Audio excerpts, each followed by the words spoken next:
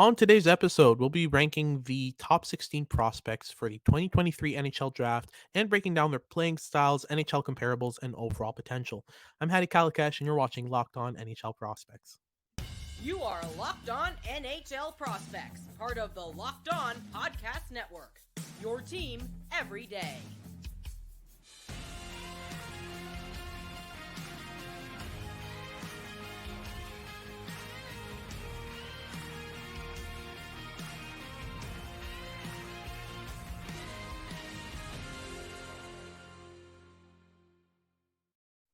And welcome. You're listening to the Locked On NHL Prospects podcast, part of the Locked On NHL Network, your team every day. I'm Hadi Kalakeche. I work as a scout and NHL prospect analysis expert across multiple platforms, including this one right here.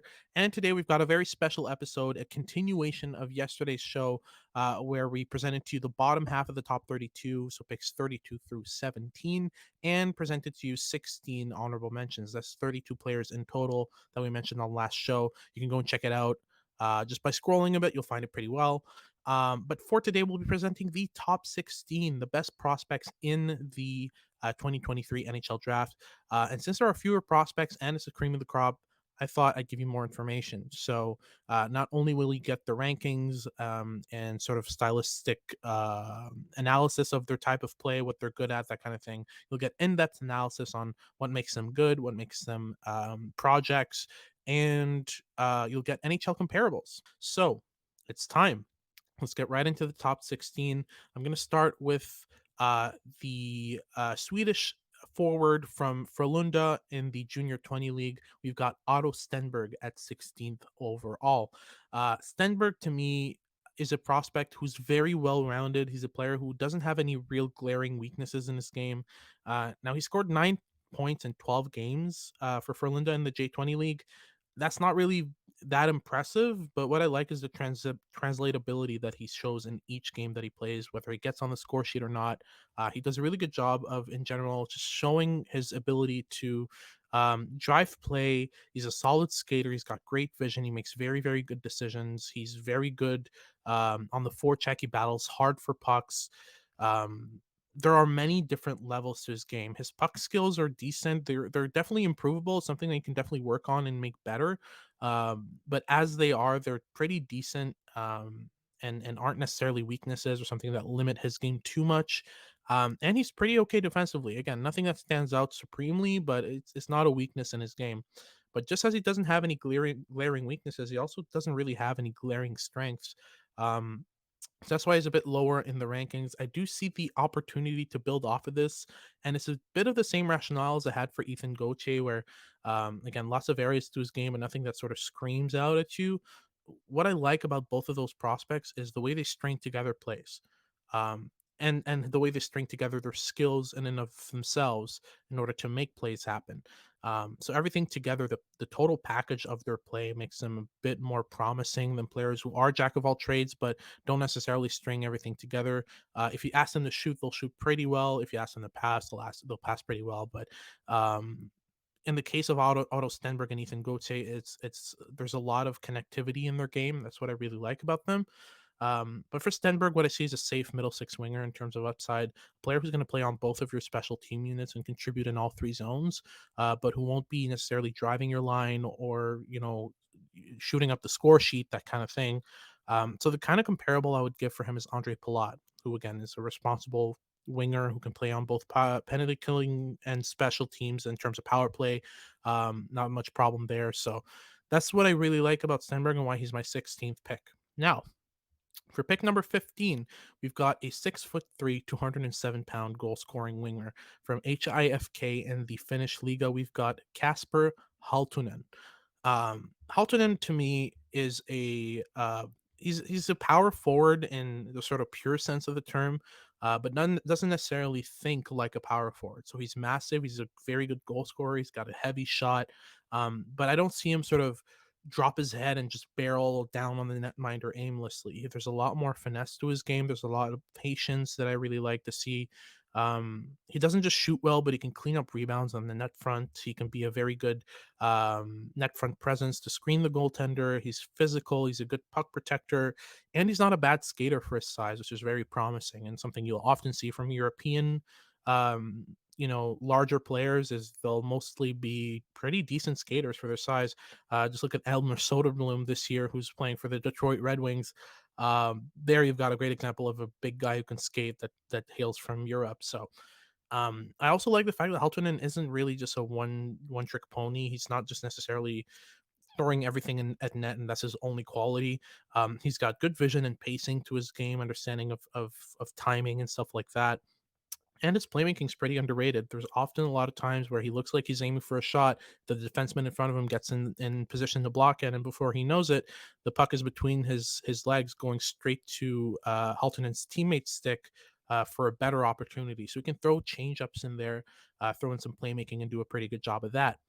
Now, the comparable that I have for Haltunen is Yegor Sharangovich, but there is top six upside in Haltunen's game. It's limited by a lack of high end sort of off book awareness that I think that other players might, especially the ones ahead of him, have that he doesn't. But I like the fact that Haltunen's fallback game, the pretty much the worst case scenario for him is he becomes a sort of bottom six grinder who still gets you results, but is more of a replacement level player. But the upside is top six. So it's a good safety net for a team that has a lot of promise in their lineup and just sort of want to inject scoring. Haltonen might be a good option in that sense. Now, moving on from Haltonen, we've got our 14th overall pick from the Owen Sound Attack. We've got Colby Barlow, 6'1", 187 pounds. He's a left-handed shooter, a left wing. He's got 7 goals and 7 assists in 14 games so far in the OHL.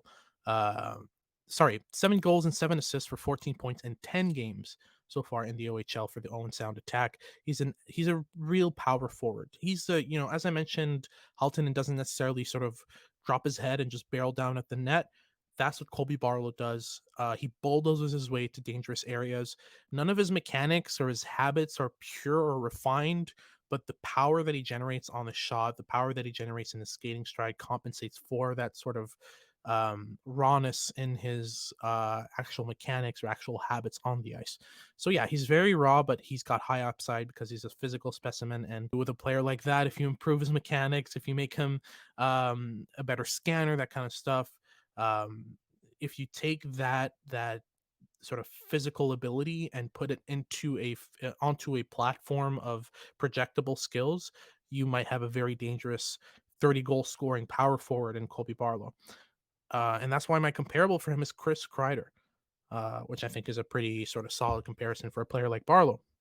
Moving on from the 14th pick, let's go to pick 13 from the US NTDP and the USHL, center Will Smith. You heard that right. Will Smith. He's 6 foot, 172 pounds. He's got 28 points in 14 games for the NTDP so far. Really, really good numbers. And on top of that, I like to watch the NTDP against USHL competition because I feel like that's the most stable competition they get, the most consistent. So he scored 7 points in 4 games against USHL competition, so doing pretty well there as well.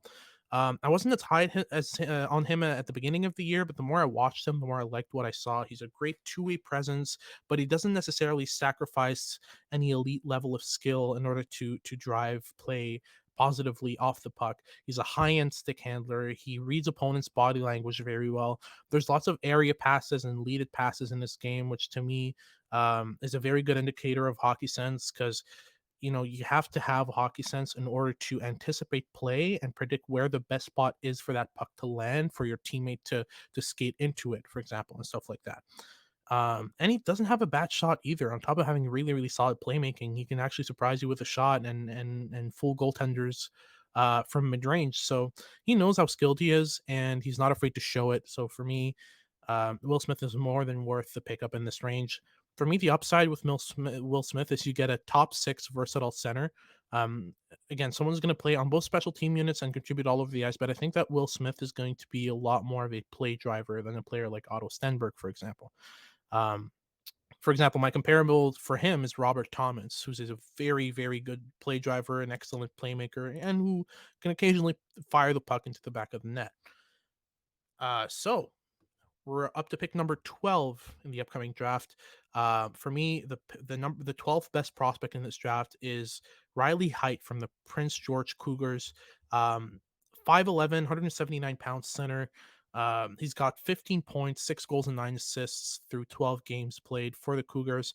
This is a relentless uh, forechecker who is extremely creative when he gets the puck. He's an outstanding skater. He's almost always playing at the highest pace that he can, and he makes his teammates' jobs easier by just positioning himself well in all three zones. He's defensively sound. I really like his off puck movement, the way that he weaves in and out of pressure. Long story short, he's a very complete offensive player with defensive layers to his game as well. So that's why I've got him in this range at 12th overall. I see a top six energy center in him. Now he might not have the size right now, but I think he's going to grow into his frame and be that kind of sort of 6 foot, 190 pound sort of frame center with the pace that he has, with the creativity that he has, and especially the relentlessness that he has. He reminds me a lot of Dylan Larkin, but kind of a beta version of Dylan Larkin, where he's not necessarily going to destroy the scoreboard and become a captain and lead his team in points on a nightly basis, but he's going to have a good effect on his team. Now, the last pick before we get into the top 10, number 11 on my rankings is Caden Price from the Kelowna Rocket, a puck moving defenseman who can who can defend the rush and do a great job at preventing the puck from ever setting up in your zone and driving possession the other way. I think that defensemen who block a lot of shots, good for you, but ideally you wouldn't even have to block a shot because you're playing so well on the puck as a team. So Caden Price sort of exemplifies that for me. He has outstanding fluidity and composure in the offensive half of the ice. He still struggles on breakouts, but he's the best D in this class at creating from the back end.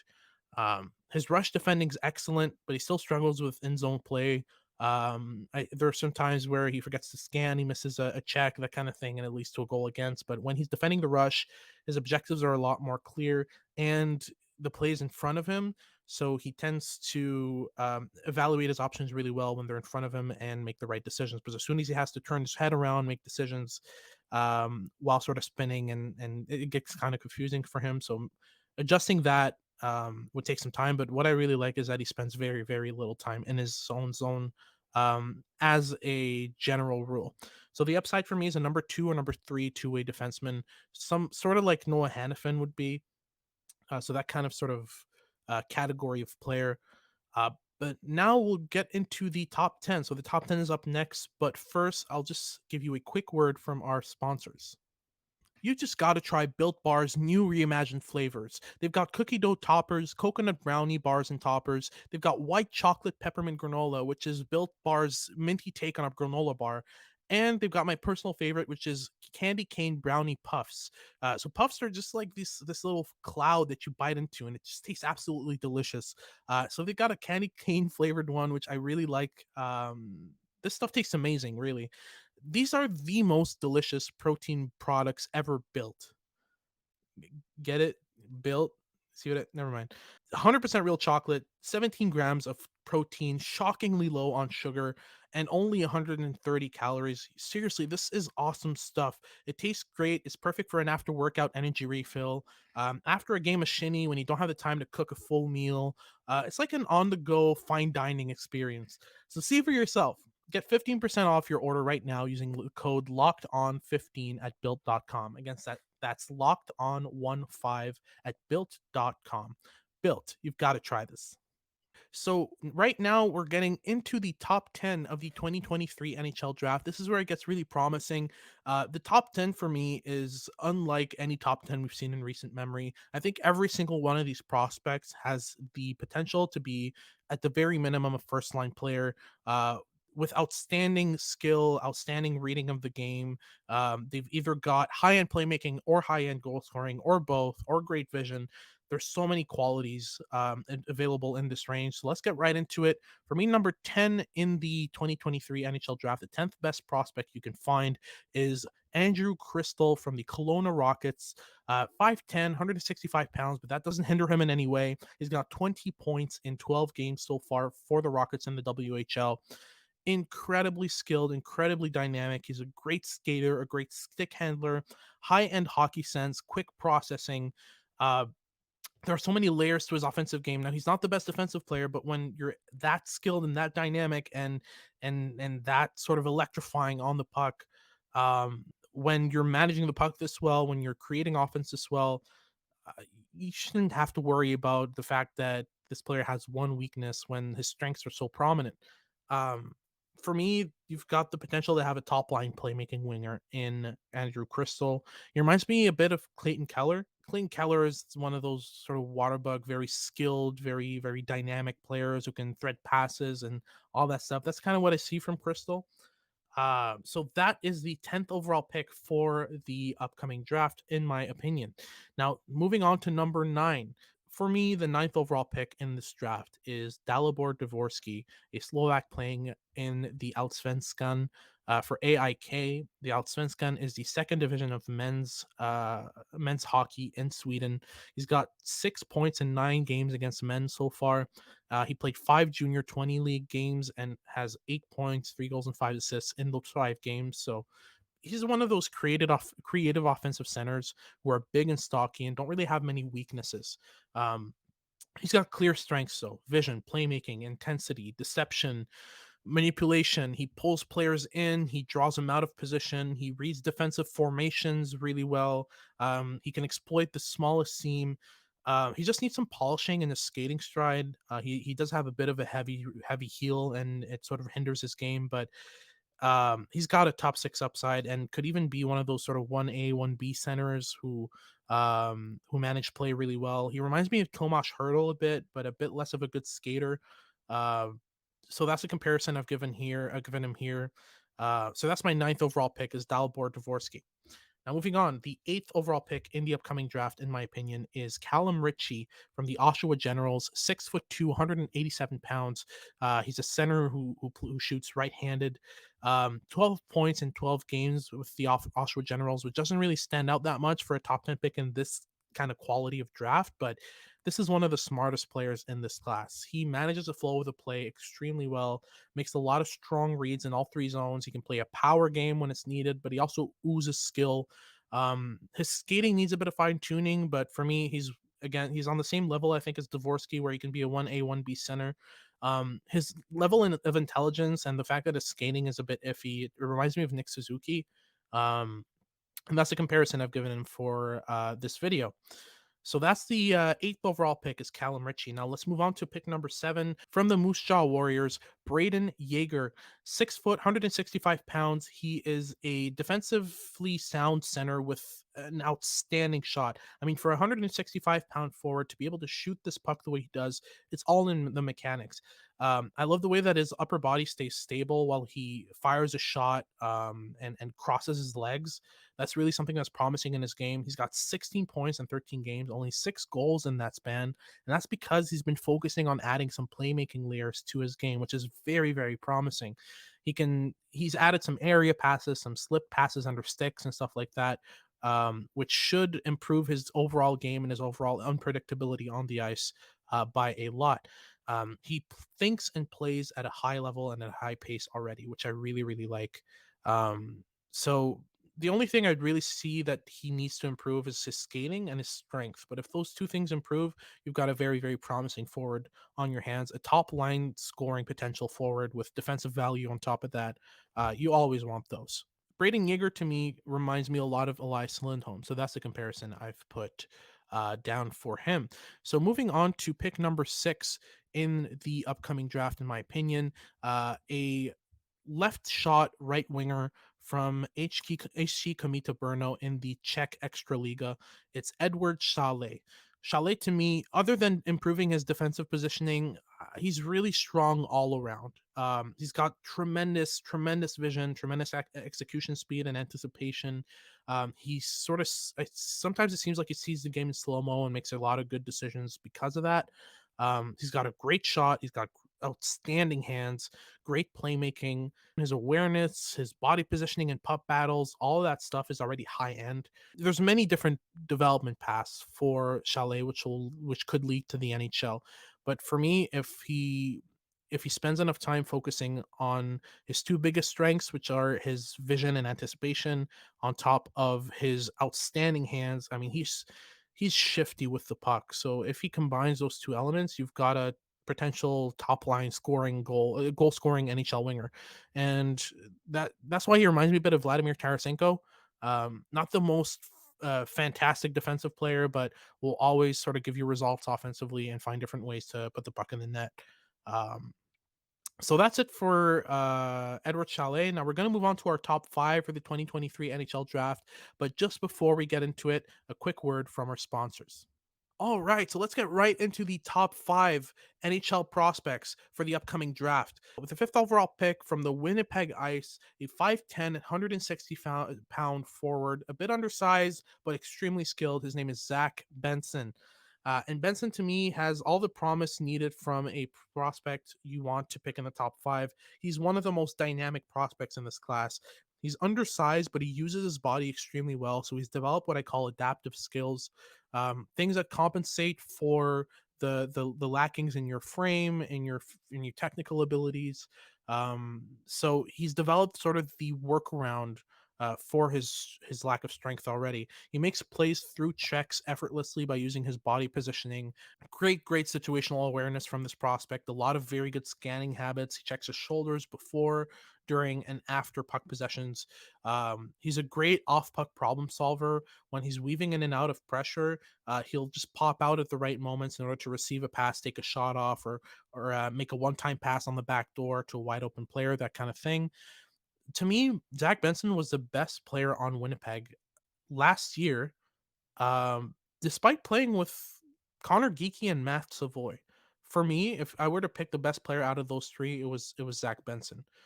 All you got to do is just polish his stride a bit, maybe have him add some weight, but I think that'll come naturally. But this is a prospect with a ton of dynamism and a ton of intelligence to his game that I think will translate really well. So for me, what I see from Benson is a potential top line dual threat offensive player. He can shoot, he can pass. That for me rings a bell when I think of that kind of player. He's like a small Mark Scheifele. That's how I see him. So that's the fifth overall pick. Let's move on to the fourth overall pick in the 2023 NHL draft in my rankings. From the Swedish Hockey League for Örebro, we've got the towering center, 6'3", 194 pounds, Leo Carlsson. He's got 11 points in 15 games. It's almost unheard of. He's on par with players like Henrik and Daniel Sedin, and players of that range. He's big, he's strong, he's extremely talented. His vision is outstanding. High end IQ and habits already. He's a great stick handler. He's daring with the puck. He attacks pockets of space in the slot almost effortlessly, and does it with a consistency that shows me that this is not a player who gets cold feet. He's not scared to take on professional defenders already and attack the slot when he can. And on top of that, he's one of the best puck protectors in this class. So you've got a player with a lot of high-end skills and a lot of signature skills, which should translate really well. He's already scoring at a pro league at an elite pace. So for me, the upside with Leo Carlsson is you might have an elite center here who can do it all. Um, and he's drawn comparisons to Matt Sundin, and I completely see it. Having watched Sundin tapes from back in the day, the comparisons are very apt, and I think he has the potential to be that type of player, a Hall of Famer one day. So that's why he's in my top four, above names that like Zach Benson, who's really good, Eduard Šalé, who's extremely good. For me, Carlson outshines them and has so far this season. So I would take him right behind the big three, which we are going to get into right now. So who between Connor Bedard, Matvei Michkov, and Adam Fantilli is the third pick? Um, for me, I'll be perfectly honest. I love Adam Fantilli, but to me, the other two are just you can't pass over the generational upside that they have. I've seen exactly one ranking actually that had Adam Fantilli above Connor Bedard at first overall. I can't agree with that. Although the numbers are absolutely tremendous. He's got 18 points in 8 NCAA games as a 17-year-old. That's almost unheard of. These are numbers that rival Jack Eichel's in his draft year. He's 6'2", 187 pounds. He moves like the wind. Stick handles like very few can. His puck skills across the board are tremendous. He can shoot, he can pass. He's got great decision making in all three zones.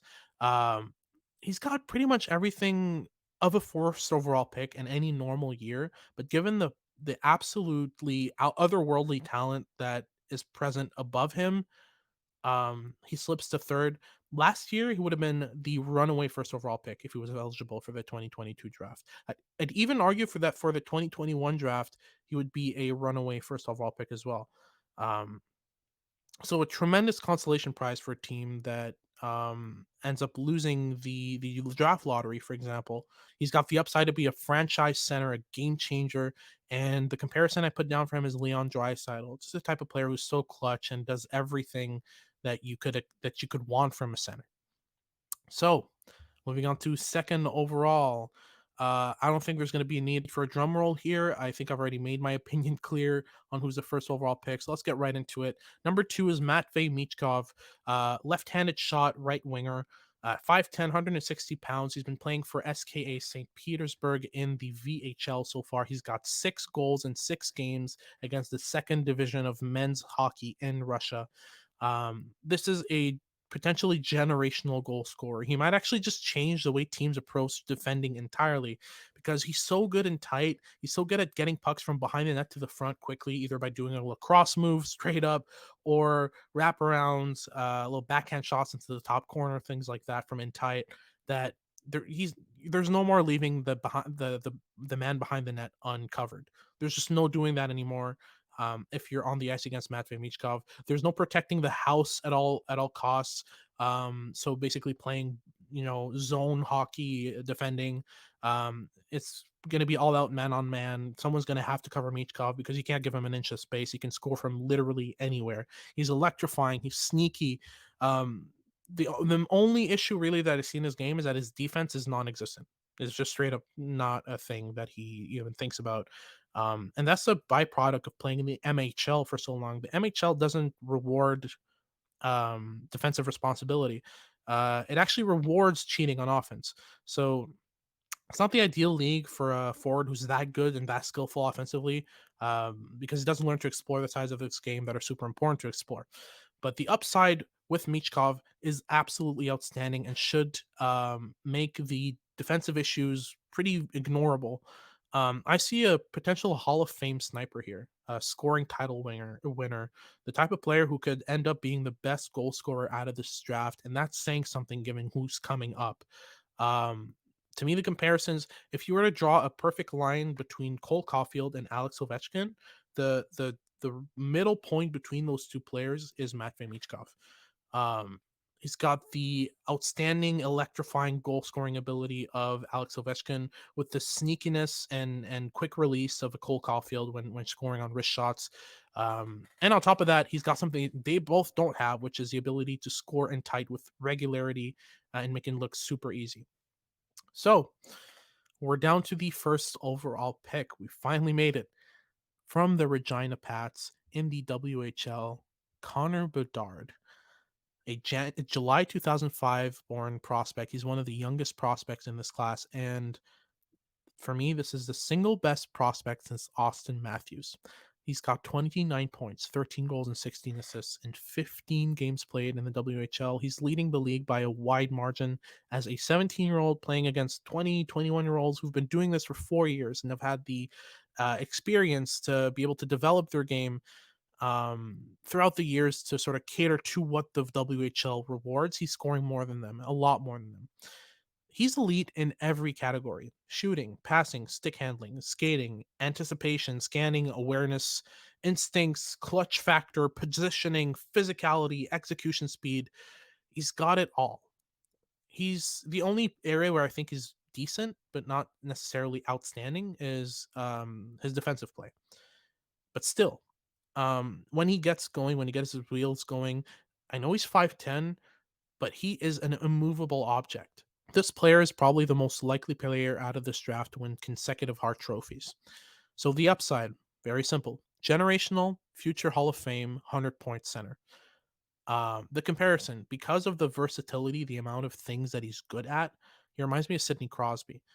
Just a very solid, very dominant player in so many areas that you just can't help but see the similarities. The only thing is, I'd say Bedard's a better goal scorer. I think Bedard could score 50 regularly in the NHL. Whereas Sidney Crosby has better edge work, better defensive acumen. I don't think anyone will ever match Sidney Crosby's edge work. But regardless, Bedard to me is the best prospect to get drafted since Austin Matthews in 2016. And teams should be absolutely running to the stage if they got the first overall pick to get Connor Bedard. I don't think you should debate it much. He's got too much skill to ignore. All right, so we've made it through the top 32 rankings for November for the 2023 NHL Draft. If you like what you saw, make sure to like and subscribe. Follow us on all platforms. My Twitter handle's right there if you're watching on YouTube. If not, it's going to be in the description down below. You can follow the podcast. You can follow me personally. And you can ask me any questions either on YouTube or on Twitter. I'm more than happy to answer your questions about any prospects you've got. Let me know who your favorite prospect is. I'd be more than happy to swing by the comment section and give you a little bite-sized prospect report on what I like and what I dislike about their game.